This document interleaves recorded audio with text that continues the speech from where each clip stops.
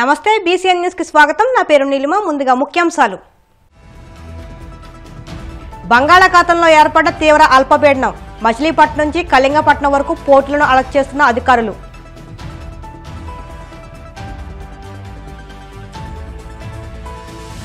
ఉండి మండలంలో dead body కలకలం కుళ్ళిపోయి పార్సిల్లో రావడంతో హుటాహుటిన వెళ్లి పరిశీలించిన ఎస్పీ నయీం అస్మి।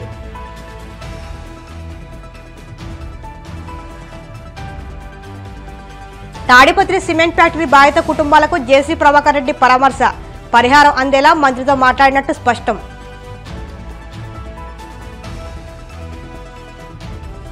తెలంగాణలో బీజేపీ ఎమ్మెల్యేల వినూత్న నిరసన కాంగ్రెస్ ఇచ్చిన హామీలను అమలు చేయాలంటూ అసెంబ్లీకి ఎడ్లబండిపై వచ్చిన నేతలు।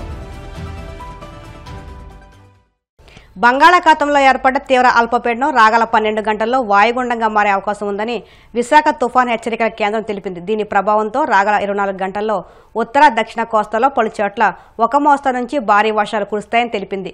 మచిలీపట్నం నుంచి కళింగపట్నం వరకు అన్ని ఓడరేవుల్లో 3వ నెంబర్ ప్రమాద సూచిక ఎగురవేశామని, తీరం వెంబడి గంటకు 40 నుంచి 50 కిలోమీటర్ల వేగంతో బలమైన ఎదురుగాలు వీస్తాయని తెలిపింది। సముద్రం అల్లకల్లోలంగా ఉండడంతో మత్స్యకారులు వేటకు వెళ్లరాదని తుఫాన్ హెచ్చరికల కేంద్రం డైరెక్టర్ శ్రీనివాస్ తెలిపారు। నైరుతి బంగాళాఖాతం మరియు పశ్చిమ మధ్య బంగాళాఖాతంలో ఉన్నటువంటి తీవ్ర అల్పపీడనం అది నియర్లీ నార్త్ వెస్ట్ డైరెక్షన్ లో వెళ్తూ అది ఈ రోజు ఉదయానికి సుమారు west central bay of Bengal and adjoining south west bay of బెంగాల్లో తీవ్ర అల్పపీడనంగా కొనసాగుతోంది। అది నెక్స్ట్ కమింగ్ 12 అవర్స్లో నియర్లీ నార్త్ వర్డ్ డైరెక్షన్లో వెళ్తూ డిప్రెషన్గా మారి వెస్ట్ సెంట్రల్ బే ఆఫ్ బెంగాల్లో ఉండే అవకాశం ఉంది। ఆ తదుపరి నెక్స్ట్ 24 అవర్స్లో it is likely to move in a north easterly direction, అంటే మనకి కొంచెం పక్కకి అనమాట, కొంచెం స్లైట్గా కరెక్ట్ తీసుకోవడం అనమాట। అంటే డబ్ల్యూసీబీలో west central bay of Bengal next 12 అవర్స్లో డిప్రెషన్గా మారి నెక్స్ట్ 24 అవర్స్ పీరియడ్లో అది మళ్ళీ డైరెక్షన్ నార్త్ ఈస్ట్ డైరెక్షన్లో వెళ్ళే ఛాన్స్ అయితే ఉంది, అది డిప్రెషన్గానే। సో దీని పరిస్థితులు ఇప్పుడున్న కండిషన్స్ దృష్ట్యా మనకి ఇప్పుడు ఇటు ఉత్తరాంధ్ర దక్షిణ కోస్తాల్లో ఒక మాస వర్షాలు అక్కడక్కడ ఉరుములతో కూడా జల్లులు, అలాగే కొన్ని ఉత్తరాంధ్ర వరకు అయితే మటుకి హెవీ రైన్స్ వచ్చే ఛాన్సెస్ అయితే ఉంది ఈ రోజు కూడాను। ముఖ్యంగా అయితే చూస్తే ఇటు కాకినాడ, యానం, అనకాపల్లి, విశాఖపట్నం, విజయనగరం, పార్తీపురం, మన్యం అండ్ శ్రీకాకుళం ఈ జిల్లాలకు అయితే 1-2 చోట్ల భారీ వర్ష సూచన అయితే ఇస్తున్నాం।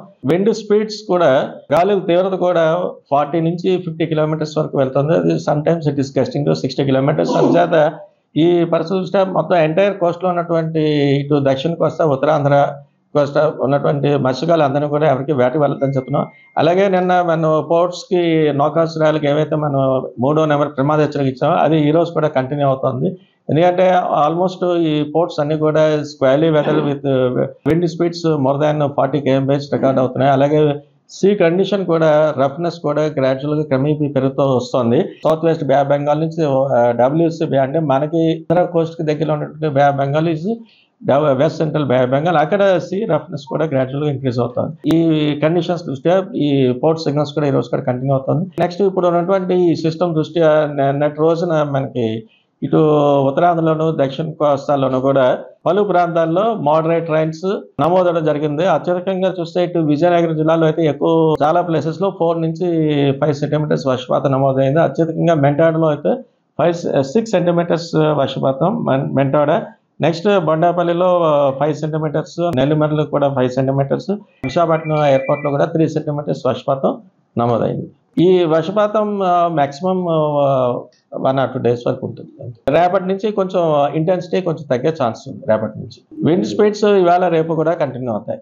విండ్ స్పీడ్స్ అంటే ఆల్మోస్ట్ ఇప్పుడు ఎంటైర్ కోస్ట్ అంతా కూడా 40 నుంచి 50 కిలోమీటర్ల వరకు ఉంటుంది, మాక్సిమం 60 km/h వరకు 60 km/h వరకు వెళ్ళే ఛాన్స్ అయితే ఉంది। మత్స్యకారులు ఎవరిని కూడా వేట వెళ్ళొద్దని చెప్తున్నాం।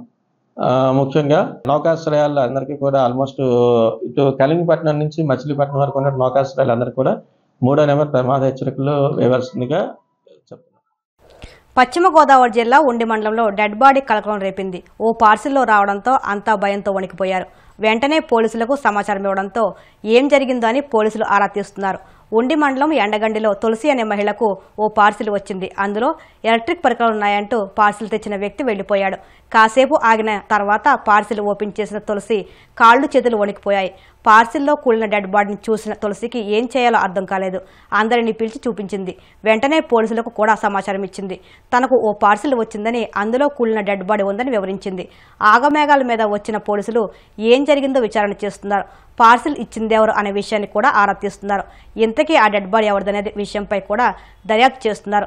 సదరు మహిళ ఇంటి నిర్మాణం కోసం దరఖాస్తు చేసుకోగా క్షత్రియ సేవా సమితి ఆమెకు విడతల వారీగా సామాగ్రి పంపిస్తున్నారు. మొదటి విడతలో టైల్స్ పంపించారు. ఇప్పుడు రెండో విడత విద్యుత్ సామాగ్రి పంపిస్తున్నట్టు సమాచారం ఇచ్చారు. వచ్చిన పార్సిల్లో అవే ఉంటాయని ఆమె ఓపెన్ చేసి చూడగా డెడ్ బాడీ ఉండడంతో ఇలా షాక్ తిన్నారు. ఈ నేపథ్యంలో ఘటనా స్థలాన్ని ఎస్పీ నయీం అస్మి పరిశీలించి దర్యాప్తు చేపట్టారు. డాక్టర్ బిఆర్ అంబేద్కర్ను ఉద్దేశించి కేంద్ర హోంమంత్రి అమిత్ షా చేసిన వ్యాఖ్యలు అంబేద్కర్ను అవమానించడమేనంటూ సామాజిక న్యాయ సాధన సమితి అధ్యక్షురాలు డాక్టర్ భానుమతి పేర్కొన్నారు. గురువారం కాకినాడ ఇంద్రపాలెం బ్రిడ్జ్ సెంటర్లో అంబేద్కర్ విగ్రహం వద్ద నిరసన కార్యక్రమం చేపట్టారు. ఈ సందర్భంగా ఆమె మాట్లాడుతూ అమిత్ షాను క్యాబినెట్ నుంచి తొలగించాలని డిమాండ్ చేశారు. వారికి రాజ్యాంగంపై నమ్మకం లేదని, అమిత్ షా దేశానికి క్షమాపణలు చెప్పాలని డిమాండ్ చేశారు. ఈ కార్యక్రమంలో దళిత సంఘ నాయకులు ఐతాబత్తుల రామేశ్వరరావు, రాజశేఖర్ తదితరులు పాల్గొన్నారు. బాబాసాహెబ్ అంబేద్కర్ విగ్రహం దగ్గర మనం అందరం కూడి నిరసన కార్యక్రమాన్ని చేపట్టాం. ఎందుకంటే మొన్న ఈ దేశ హోమ్ మినిస్టర్ అమిత్ షా బాబాసాహెబ్ అంబేద్కర్ గారిని చాలా నీచాతి నీచంగా చిత్రిస్తూ మాట్లాడిన దానికి నిరసనగా మనం ఇక్కడ నిరసన కార్యక్రమాన్ని చేస్తున్నాము. అంబేద్కర్ అంబేద్కర్ అంబేద్కర్ అని అనడం ఒక ఫ్యాషన్ అయిపోయింది ఈ రోజుల్లో. అంబేద్కర్ బదులు ఏ దేవుణ్ణి కొలిచినా 7 జన్మల వరకు మీకు స్వర్గప్రాప్తి ఉంటుంది అనేసి అమిత్ షా వదలడం జరిగింది పార్లమెంటు సాక్షిగా. దాన్ని మేము తీవ్రంగా ఖండిస్తున్నాము.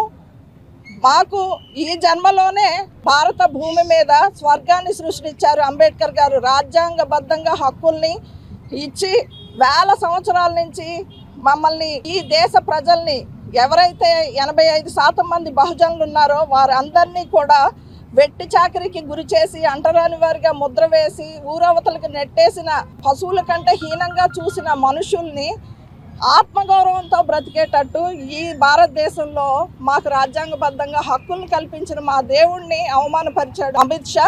దీన్ని మేము తీవ్రంగా ఖండిస్తున్నాము. అమిత్ షా చేసిన వ్యాఖ్యల్ని వెనక్కి తీసుకొని క్షమాపణ చెప్పాలని మేమందరం కోరుకుంటున్నాము. ఆయన్ని రాజీనామా బర్తరఫ్ చేయాలి అనేసి మేము తీవ్రంగా కోరుతున్నాము. ఈ భారతదేశం అంతా కూడా నిరసన కార్యక్రమాలు జరుగుతున్నాయి. ఇది ప్రజలందరూ గుర్తుపెట్టుకొని అమిత్ షా మనువాదుల రాజ్యం ఏదైతే ఉందో దాన్ని వచ్చే ఎన్నికల్లో మట్టి గర్పించాలని మేమందరం కోరుకుంటున్నాం. పశ్చిమ గోదావరి జిల్లా పెంటపాడు మండల సాగునీటి వినియోగదారుల డిస్ట్రిబ్యూటరీ కమిటీ చైర్మన్గా నియమితులైన బండారు వెంకట్రావు టీడీపీ నియోజకవర్గ ఇన్ఛార్జ్ వలవల బాబ్జీని మర్యాదపూర్వకంగా కలిశారు. ఈ మేరకు ఆయనకు వలవల బాబ్జీ అభినందనలు తెలియజేశారు. అనంతరం బీజేపీ నియోజకవర్గ కన్వీనర్ ఈతకోట తాదాజీని కలిశారు. వీరంతా బండారు వెంకట్రావుకు అభినందనలు తెలియజేశారు. వీరిని కలిసిన వారిలో టీడీపీ వెంటపాడు మండల అధ్యక్షులు కిలపర్తి వెంకట్రావు, ఏరుబండి సతీష్ తదితరులు పాల్గొన్నారు. నీటి సంఘం ఎన్నికల్లో భాగంగా పెంటపాడు మండలం నుంచి నీటి సంఘం తరపున, పెంటపాడు నీటి సంఘం తరపున బండారు వెంకట్రావు గారిని కూటమి అభ్యర్థిగా నిర్ణయించి నిలబెట్టడం జరిగింది. Distribution committee, water distribution committee డీసీగా నిన్న జరిగిన ఎన్నికలో మరి మన తాడేపల్లిగూడెం శాసనసభ్యులు బొలిశెట్టి శ్రీనివాస్ గారి ఆశీర్వచనంతో ఈవేళ బండారు వెంకట్రావు గారిని తెలుగుదేశం పార్టీ కూటమి తరపున మరి ఎన్నుకోవడం జరిగింది.